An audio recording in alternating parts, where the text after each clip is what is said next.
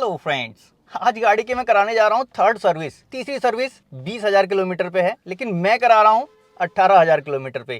क्यों करा रहा हूँ उसका रीजन आपको क्लियर बताऊंगा। और एक सबसे बड़ा कंफ्यूजन जो सबके दिलों में होता है, हर किसी के मन में वो बात जरूर आती है, जब आप सर्विस के लिए जाते हो और इंजन ऑयल चेंज करने की बारी आती है तो वो एक बड़े से कंटेनर में एक इंजन ऑयल लेके आते हैं, किसी ड्रम से या बैरल से निकाल के। मुझे उस पर डाउट आता है, आपको डाउट आता है या नहीं आता है, कमेंट बॉक्स में जरूर बताना। आखिर वो इंजन ऑयल कौन सा है, किस ग्रेड का है, किस कंपनी का है, कहां से वो लोग लेके आए हैं और एक्चुअल में ओरिजिनल है कि नहीं है, तो इसकी श्योरिटी हमें कैसे मिले, हम क्या कर सकते हैं, कैसे वेरीफाई करेंगे, या फिर क्या हमारा ऐसा राइट है कि हम अपना इंजन ऑयल मार्केट से परचेस करके इनसे सर्विस करवा सकते हैं। वही सारी चीज़ें आज की वीडियो में होंगी। और भी कुछ मोस्ट इंपॉर्टेंट चीज़ें होंगी जो आपको सर्विस कराते समय ध्यान में रखनी चाहिए। मोटी भाषा में बिल्कुल इजी चीज़ें आपको दिखा दूंगा, समझा दूंगा, कोशिश करूंगा अगर वहां पे कुछ शॉर्ट ले पाया तो वो आपको दिखाऊंगा, अदरवाइज सर्विस सेंटर से बाहर निकल के तब आपको दिखाऊंगा। तो चलिए वीडियो स्टार्ट करते हैं बिना देरी किए हुए। चलता हूँ सर्विस सेंटर के अंदर। मैंने यहाँ सर्विस कराई और साथ में कुछ क्लिप्स भी रिकॉर्ड किए। इंजन ऑयल हो, कूलेंट हो या ब्रेक ऑयल, सब कुछ चेंज करा दिया। फिर भी बिल सिर्फ 4,000 का ही आया। आखिर क्या क्या काम करवाया, कैसे कराया, आगे निकलते हैं फिर आपको बताता हूँ। अभी है ये नेक्स्ट डे की मॉर्निंग। कल शाम को काफ़ी देर हो गई निकलते हुए, जिस वजह से वीडियो रिकॉर्ड नहीं कर पाया। अब मैं आपको बताता हूँ एक एक पॉइंट, क्या क्या चीज़ें मैंने नोट की। सबसे पहले देखो, इंजन ऑयल लेने के लिए कंटेनर साथ में ले गया था। पुराना इंजन ऑयल मुझे चाहिए, क्यों चाहिए है ये देख लो। पुराना इंजन ऑयल फिल्टर, ये कूलेंट का बाद में बताता हूँ, पहले इंजन ऑयल देख लो।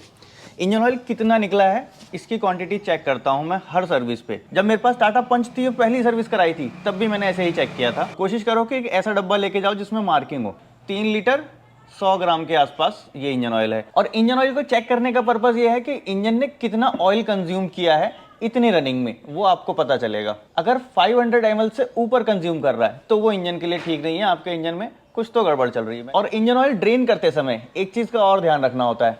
ऑयल फिल्टर में जो ऑयल रह जाता है, उस ऑयल फिल्टर के ऑयल को भी आप सावधानी से निकलवाओ। उनको बोलो जी सावधानी से निकालना, और सारा ऑयल हमारे इस कैन में आना चाहिए। कोशिश करो कि कितना कोई भी इंजन ऑयल वेस्ट ना हो। तो जी क्लियर हो गया, 3.2 लीटर। अभी देखो पुराना इंजन ऑयल हो गया। अब आती है बारी सर्विस की। मेरी गाड़ी की सर्विस थी 20,000 किलोमीटर पे, लेकिन मैंने करा ली 18,000 किलोमीटर पे। इंजन ऑयल का लेवल भी अभी चेक कर लेता हूँ, मॉर्निंग में स्टार्ट नहीं हुई है। ठीक है जी, बिल्कुल परफेक्ट है। ये ऊपर वाला जो लेवल है इस पे होना चाहिए। 20,000 वाली सर्विस अब मैंने 18 पे ही क्यों करा दी? देखो जी, होता क्या है, पहले जो गाड़ियाँ सर्विस होती थी मोस्टली हम लोग 5,000 से 6,000 पे सर्विस कर दिया करते थे। लेकिन अब धीरे धीरे आप देख रहे हो टाइम के हिसाब से, जैसे जैसे इंजन में बदलाव हुए, 10,000 किलोमीटर, कुछ कंपनियां 15,000 किलोमीटर, 20,000 किलोमीटर तक अपनी सर्विस को कहती हैं। लेकिन मेरा अपना ये मानना है कि इंजन ऑयल इस इंजन की एक जान है। कंटिन्यू घूमता है, लुब्रिकेट करता रहता है उसको, फिर नीचे आता रहता है, गंदा होता रहता है। तो उसको कोशिश करें टाइम से पहले चेंज करने की। कंपनी वालों का हर किसी दूसरी कंपनी से कंपटीशन है इस फील्ड में कि हमारी गाड़ी का मेंटेनेंस कम है। लेकिन ओवरऑल देखा जाए तो गाड़ी हमारी है, हमने अपने मेहनत की कमाई से खरीदी है, हमें किसी कंपटीशन में पार्टिसिपेट नहीं करना है। इंजन ऑयल अगर 2,000 किलोमीटर पहले भी चेंज कर देंगे तो मेरे ख्याल से 200, 400, 500 रुपये का फ़र्क आता होगा, इससे ज़्यादा कोई फ़र्क नहीं आता। तो हमने इसको टाइम से पहले चेंज कराया, और एवरी टाइम मैं कोशिश करता हूं कि टाइम से पहले ही चेंज कराऊं। अब इस 20,000 किलोमीटर वाली सर्विस में कंपनी का जो रिकमेंडेशन होता है, एज पर यूजर मैनुअल क्या क्या चीज़ें चेंज होनी है वो उन्होंने हमको बताया। सबसे पहले उन्होंने बताया जी इंजन ऑयल तो जाहिर सी बात है चेंज होना ही है। ऑयल फिल्टर ठीक है, वो भी चेंज होगा। एयर फिल्टर इंस्पेक्ट करके देखेंगे, ठीक है तो रहने देंगे, और नहीं है तो फिर चेंज करेंगे। ब्रेक ऑयल भी इस 20,000 वाली सर्विस में इन लोगों ने बोला कि साहब चेंज करना है, तो एज पर यूजर मैनुअल है तो हम चेंज कर देंगे, कोई फर्क नहीं आता। कूलेंट एज पर मैनुअल उनका ये कहना है कूलेंट भी चेंज होगा, तो जी कूलेंट भी हमने चेंज करवा दिया। और ये जरूरी है कि ये कूलेंट, ब्रेक ऑयल, अगर कंपनी कहती है कि रिकमेंडेशन इस टाइम पे है तो उसको डिले मत कीजिए, उसको चेंज करा दीजिए। लेकिन ये ब्रेक ऑयल जो है, मेरी समझ से अगर मैं चाहता तो इसको अभी 20,000 पे खैर से बदलने की जरूरत नहीं थी, ये 30,000 तक भी जाता तो दिक्कत नहीं है। लेकिन फिर भी कंपनी की वारंटी का इशू है तो ठीक है जी, चेंज कर देंगे, कोई फर्क नहीं पड़ता। 250 रुपये या 500 रुपये लगते हैं इसमें। तो इस 20,000 की सर्विस में engine oil, coolant, brake oil, ये सारी चीज़ें चेंज हो गई, गियर ऑयल चेंज नहीं हुआ। तो अब ये चेंज तो करवा लेंगे, लेकिन आपको मेन पॉइंट ध्यान क्या रखने के हैं? देखो, कोशिश करो कि आप गाड़ी के पास जाओ। कई सर्विस सेंटर ऐसा अलाउ करते हैं, कई नहीं करते हैं, तो वो आपके ऊपर है, आप कैसे ढूंढोगे। आप गाड़ी के पास जाओ, कोशिश करो अपने सामने इन चीज़ों को चेक कराओ। सबसे पहले वो आपकी गाड़ी को लिफ्ट कर देते हैं। लिफ्ट करने के बाद फ्रंट व्हील खोल देंगे, रियर व्हील भी खोल देंगे। फ्रंट व्हील खोल के उनका क्या काम होता है? डिस्क पैड को चेक करना, क्लीन करना, साथ में कैलिपर पिन को लुब्रिकेट करना। इंपॉर्टेंट चीज़, कैलिपर पिन को जब वो लुब्रिकेट कर रहे हो तो मैंने ऐसा भी देखा है कुछ सेंटर में जहाँ पे कैलिपर ग्रीस की जगह नॉर्मल ग्रीस भी यूज़ कर देते हैं। अगर वो नॉर्मल ग्रीस यूज़ कर रहे हैं तो आप उनको बोलिए नहीं जी, स्पेशल जो कैलिपर ग्रीस है वो लेके आओ। कैलिपर ग्रीस मेरी गाड़ी में लगा और ये लोग लगाते ही हैं। दूसरा, रियर व्हील चेक करते हैं, ब्रेक शू कितने ख़राब हो चुके हैं, चेंज करने की ज़रूरत है या नहीं है। उसके अलावा उसको फिर क्लीन करते हैं, क्लीन करके फिर हैंड ब्रेक को यहीं रियर ब्रेक से एडजस्ट किया जाता है। तो आप चेक कर लो आपके सामने वो एडजस्ट कर रहे हैं नहीं कर रहे हैं। ब्रेक ऑयल को फ्लश करने का सही तरीका है वो मैंने आपको अपनी वीडियोस में दिखा रखा है। ब्रेक ऑयल की हर एक लाइन, जितनी भी पाइपलाइन है वो पूरी क्लियर होनी चाहिए, साफ होनी चाहिए, फिर नया इंजन ऑयल आना चाहिए। कई बार लोग ऐसा ही करते हैं कि आपका ब्रेक ऑयल चेंज करने के लिए इस व्हील का एक प्लग खोलेंगे और सारा ब्रेक ऑयल यहाँ से गिरा देंगे और वो टाइट करके फिर यहाँ से नया डाल देंगे, जबकि वो सारा नहीं गिरा। क्यों नहीं गिरा? क्योंकि जब उस व्हील से आपने गिराया तो सिर्फ उस व्हील की ही लाइन खाली हुई और दूसरी ब्रेक लाइन जो यहाँ आ रही है इस व्हील में, ये वाली ब्रेक लाइन ये रह गई, ऐसे ही पीछे जा रही है, ऐसे ही उस तरफ जा रही है। इवन ब्रेक सिलेंडर के अंदर भी वही ब्रेक ऑयल है जो पुराना था। तो आपका नया ब्रेक ऑयल चेंज करके कोई फ़ायदा नहीं जब तक पूरी लाइन ना खाली हो। तो मेक श्योर पूरी लाइन खाली करें, प्रॉपर तरीके से करें, फिर ये नया डालें। बारी आती है कूलेंट चेंज की। कूलेंट चेंज भी हमने 20,000 रुपये करा दिया, 30,000 रुपये भी कराते तो कोई बड़ी बात नहीं थी। अभी जब कूलेंट की बारी आती है तो बहुत लोग पूछते हैं साहब कूलेंट में पानी मिला के डालें या नॉर्मल डालें।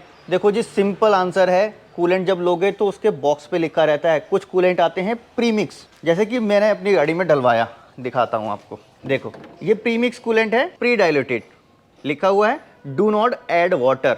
जब लिखा है डू नॉट ऐड वाटर, क्योंकि ये प्री डाइल्यूटेड है, पहले ही कंपनी ने इसमें पानी मिला के दिया है, तो आपको डालना है। अगर वो कंसनट्रेटेड है तो उसमें मेंशन किया होगा कि किस रेशो में डालना है।